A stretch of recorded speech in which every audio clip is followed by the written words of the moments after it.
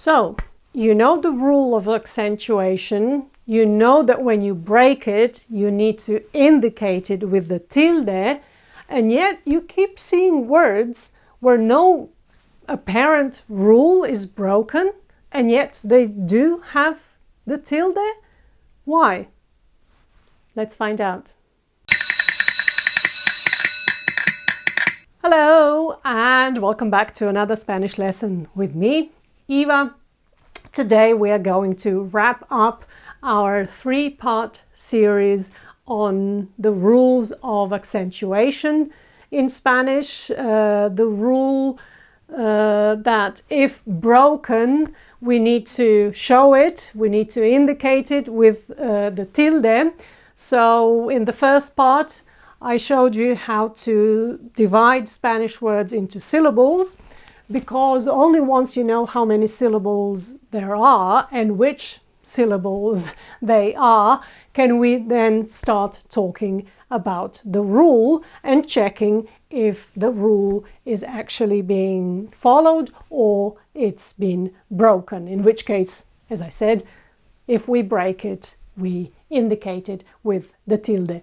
However, there are words in Spanish where no rule has been broken, and yet they still have the tilde. Why? Let's find out. There are three groups, okay? I'm going to group it into three groups so it's easier to understand. The first group are words that are written the same, the spelling is the same, but the meaning is different, okay? So in order to differentiate one meaning from the other, we place the tilde on one of them and leave it out for the other one, okay? And of course there's an agreement which meaning when we have tilde and when we don't. Okay, so usually they're very short words as well. If we have el without the tilde, it's just the article, no? El, I don't know, el coche, the car, okay? El without the tilde is just the definite article the for the masculine nouns only. Of course, for the feminine nouns it would be la, okay? But we don't need to worry about la. Now we are only looking at el without tilde when it's an article, and el with the tilde is he, the pronoun he. Él es mi amigo. He is my friend. So without the tilde, the definite article, and with the tilde, the pronoun he. Okay, another one, and here we are dealing with pronouns again. Mi is a possessive pronoun, meaning my. Mi casa, my house or my home, okay? However, mi with the tilde is the pronoun that in English it would be me, me, to me, for me, with me, no, maybe not with me in Spanish, no. So it's the pronoun me.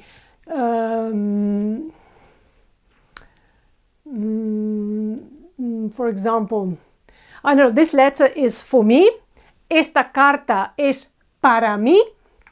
No, that's the me, the English me that corresponds to the Spanish me. Okay, in English it's written with an E, M-E. Here we have M-I with the tilde.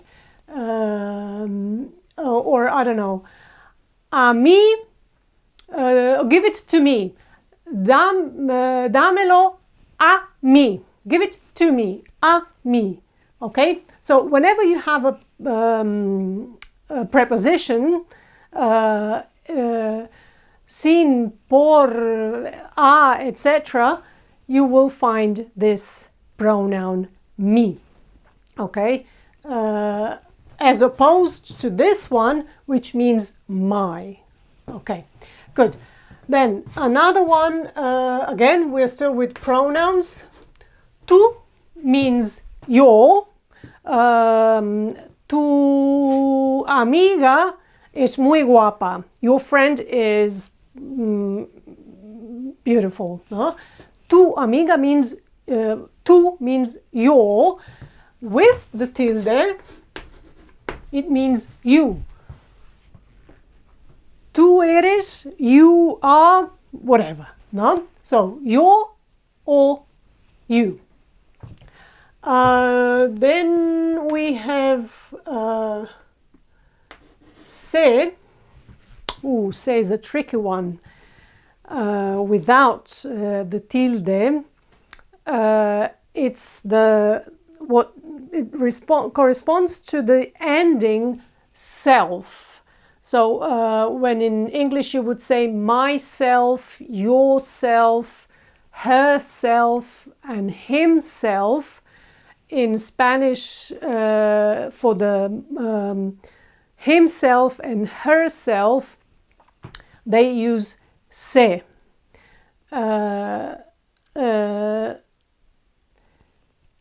Se is, yeah, haha.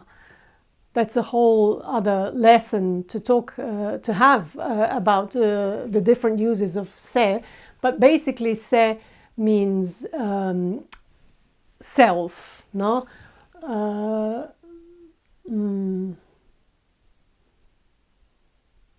Se. Okay, let's not make it too complicated. And se with the tilde means I know. Yo sé. I know. Sé. Okay, then we have a similar one. Si without and si with the tilde. Si without means if. Si me llamas, if you call me. Si is if. With the tilde it means yes. Sí, sí, claro. Yeah, of course. No? Okay, then we have te and te. Te is a pronoun, you. I'll call you tomorrow. Te llamo mañana. And te with the tilde is tea. A drink, a hot drink. Tea. Then we have más without and más with the tilde. Without it means but, B-U-T, but. Call me tomorrow, but not too late. Llámame mañana, mas no muy tarde. It's same as pero in Spanish. And más with the tilde, it means more. Give me more of something. Dame más. O dame uno más. Give me one more. Dame uno más. Okay, and then de and de. Without the tilde, it means it's a preposition that usually is translated as of. La madre de Maria, the mother of Maria, which I know in English it doesn't sound very nice. It's better to say Maria's mother, but just so you understand, of. De means of or from. ¿De dónde vienes? Where are you coming from now? ¿De dónde vienes? From. So, de without the tilde is just a preposition. And again, it can be translated with several different prepositions in English.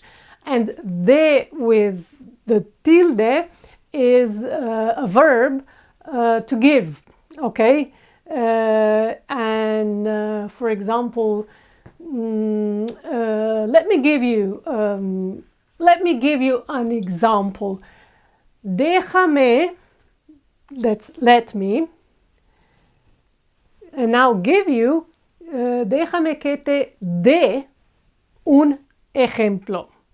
This de is to give you, let me give you an example. Okay, so again, these words are spelt exactly the same, but they have different meanings, and in order to differentiate one from the other and know what they mean, one will be without and the other one with the accent, okay, or with the tilde, sorry, with the graphic accent. Okay, so this is the first group, okay, where we're looking at the same word, same spelling, and yet two different meanings.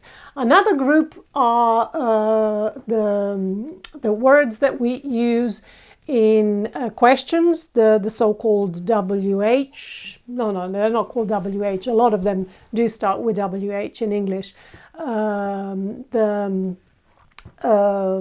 I don't know, who, when, what, why, how much, where, whose, etc. Okay, these words in Spanish, so maybe it's que is what, cuando, when, donde, where, I don't know, why, por qué, how much, cuánto, etc. Okay, you get the idea. These words, if they are used in questions, so what do you want? When are we leaving? Where do you live? Why didn't you call me? How much do I owe you? Etc. All these other words, if they are used in questions or in exclamations. Now, when we say, I don't know, instead of a question, what do you want? Maybe we say, what a beautiful view. No, what a beautiful view. It's not a question, but it's an exclamation. We're saying, oh, what a beautiful view. In those cases, so either questions or exclamations, these words will have the tilde. Okay? ¿Qué? ¿Cuándo? ¿Dónde? ¿Por qué? ¿Cuánto? Okay? Either questions or exclamations. So either when we have a question mark or an exclamation mark, then these words will need to have the tilde, because sometimes we just have them in the middle of the sentence and they are not used. Those sentences are not interrogative or are not questions or exclamations. Okay, so in those cases there will be no tilde. Okay, and finally the last one. You know how in English you can take an adjective, for example, quick, and turn it into an adverb. Quickly. I don't know, she's a quick learner, no? Or she learns quickly, no? Quick is an adjective, you describe someone or something. Quickly is an adverb, and you use it to describe an action, how someone does something quickly. Well, in Spanish they can do the same, okay?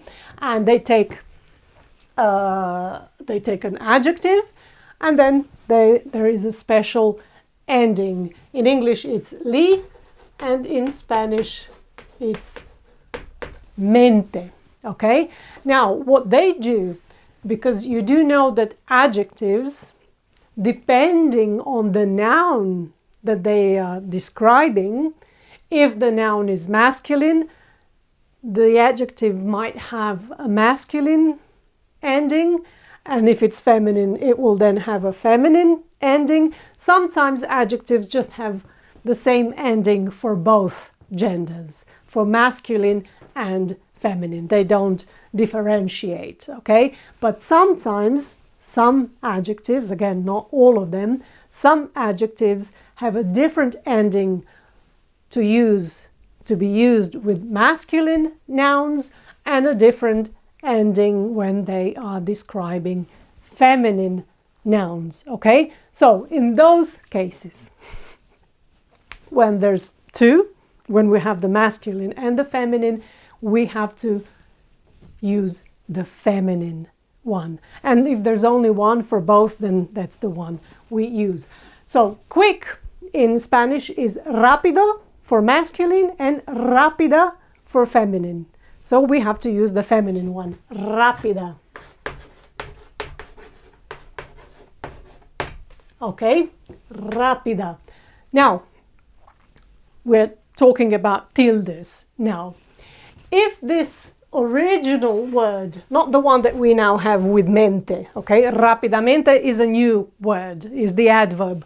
But if the original one, the adjective, had the accent, had the tilde, it keeps it. Okay? So, rápida did have it because it was on the third one from the end. It wasn't on da, it wasn't on pi, the accent was on ra, so it had the tilde. And it keeps it when we turn it into an adverb, rápidamente. Okay? Good. I don't know. Another one in English is sad, an adjective that becomes sadly an adverb. And in Spanish, the adjective is triste. Now, for both genders, we don't have a masculine and a feminine ending here, so it's just one for both, so that's the one we use. Triste. Triste doesn't have a tilde, so when we add this mente, no tilde is in this word. Tristemente, tristemente. This was rápidamente, it kept the tilde, and tristemente doesn't have it. In some way, these words kind of have two accents, one on this word, the adjective, and one here, the ending. But again, when you use tilde is when you had the tilde to start with, okay? If there was no tilde to start with, you don't have it here either, okay? Good. Okay, so these were the special cases. We weren't really breaking any rules here of accentuation, but for practical reasons, it's important to tell these apart, no? So they're written the same, the spelling is the same, and yet because the meaning is different, one will have the tilde and the other one won't. And same here, if they're used in questions and exclamations, they will have the tilde. In other cases, they won't. And here in this group, if we had a tilde to start with, it will stay there, but if there was no tilde to start with, then we don't have to put it now either. Okay, good. Okay, well that really wraps up this three-part, the trilogy about the Spanish accentuation, about the tilde, when to use it, when not to use it. And today really there's nothing really to practice as long as you understand how this works and why these sometimes have tilde and sometimes they don't. There's nothing for me to practice and have another exercise. Just learn the different meanings of el, mi, tu. Learn when there is a tilde, when there's not. If you have to know it, if you are expected to do any writing, if all you do is speak Spanish, you don't have to worry about any of it. Just know that when you see a tilde in writing, that's where the accent is. And if you don't see a tilde, then you do have to know the rule, okay? And that will help you place the accent in the right place, and that consequently will avoid any misunderstandings and make your conversations with the Spanish smoother. Okay, great. Again, thank you for sticking with me until the end. I hope you have a great day, and I'll see you in the next lesson.